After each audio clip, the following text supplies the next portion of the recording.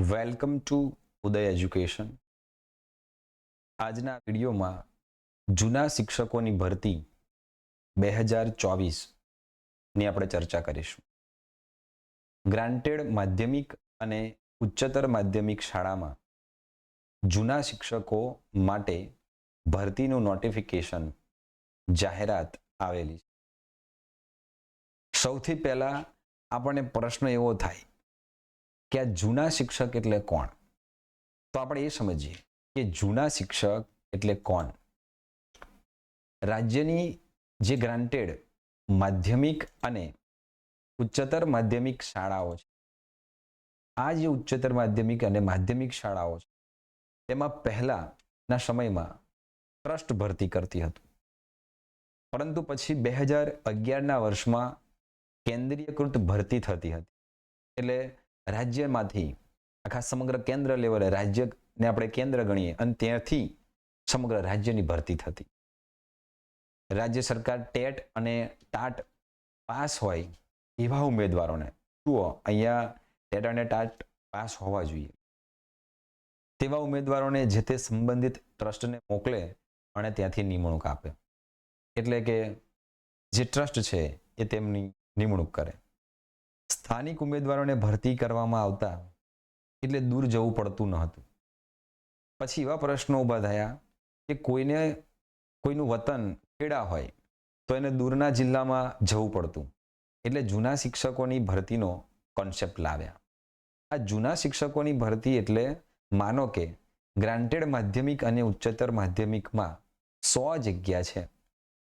આ જે 100 જગ્યાઓ છે તે પૈકીની મેરિટમાંથી 75 જગ્યાઓ ભરાશે અને બાકીની 25 જગ્યાઓ છે એ ઓલરેડી ગ્રાન્ટેડ શાળામાં છે, એ લોકોની આમાંથી ભરતી થાય છે. એટલે 100 જગ્યાઓ હોય તો એના બે ભાગ પડે.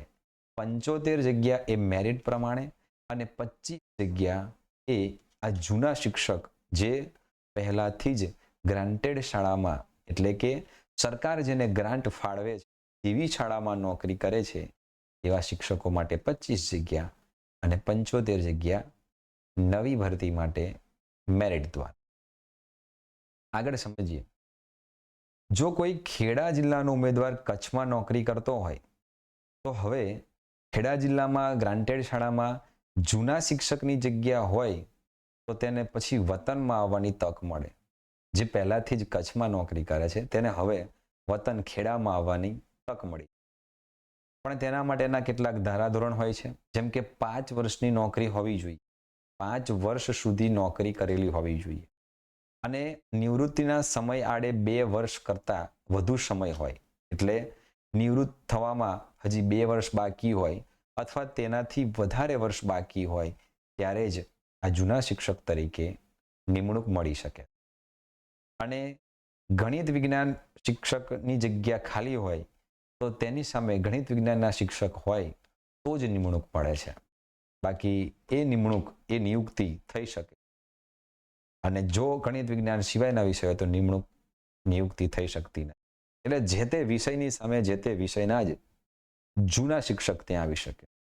એટલે અહીંયા જૂના શિક્ષકનો સાદો અર્થ એવો થાય કે જે ગ્રાન્ટેડ શાળામાં શરૂઆતથી પહેલાથી જ નોકરી કરે છે અને હવે ગ્રાન્ટેડમાં ખાલી જગ્યા પડી છે તો જે 5 વર્ષ કે તેથી વધારે વર્ષ અનુભવ ધરાવે છે, નોકરી કરી છે, એ લોકો ત્યાં એપ્લાય કરી શકશે અને તેમને વતનમાં આવવાનો મોકો મળશે. સાદી ભાષામાં ગ્રાન્ટેડ શિક્ષકોની બદલી એમ પણ કહી શકાય.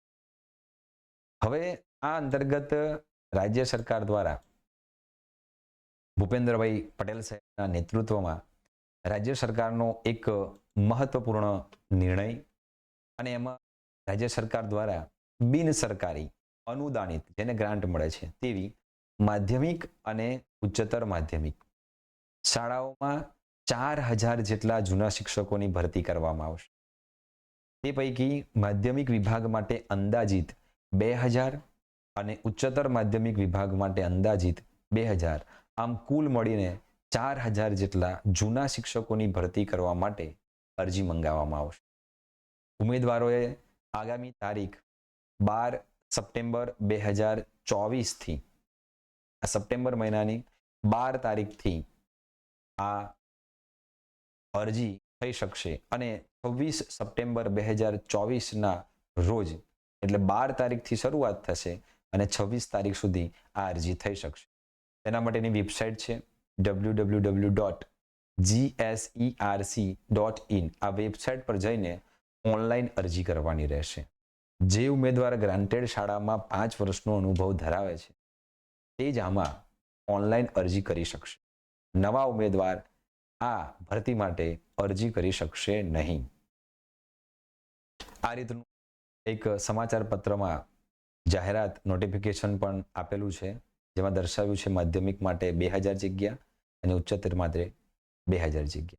એટલે ગ્રાન્ટેડ શાળાના શિક્ષકો માટે ખૂબ મોટી તક છે કે જેમાં લગભગ ભરતી કેલેન્ડરમાં કરેલી જે જગ્યાઓની વાત હતી એ 1800 જગ્યાઓ એમાં વધારીને કુલ 4000 જૂના શિક્ષકોની ભરતી કરવાની છે. અને જૂના શિક્ષકની ભરતી અંગે શિક્ષણ મંત્રી કુબેર ડિંડોર સાહેબે સોશિયલ મીડિયામાં જાહેરાત પણ કરી છે. એટલે હવે 12 તારીખથી લઈને 26 તારીખ સુધી આના માટેના ફોર્મ ઓનલાઈન ભરવાના રહેશે અને શિક્ષકો જે છે ગ્રાન્ટેડ શાળામાં નોકરી કરે છે તેમના માટે એવું પણ સમજી શકાય એક બદલીની તક મળી છે. આવી જ શિક્ષણ ભરતી અને નવી અપડેટ માટે અમારી યુટ્યુબ ચેનલ ઉદય એજ્યુકેશનને લાઈક કરો, સબસ્ક્રાઇબ કરો, શેર કરો. જય હિન્દ.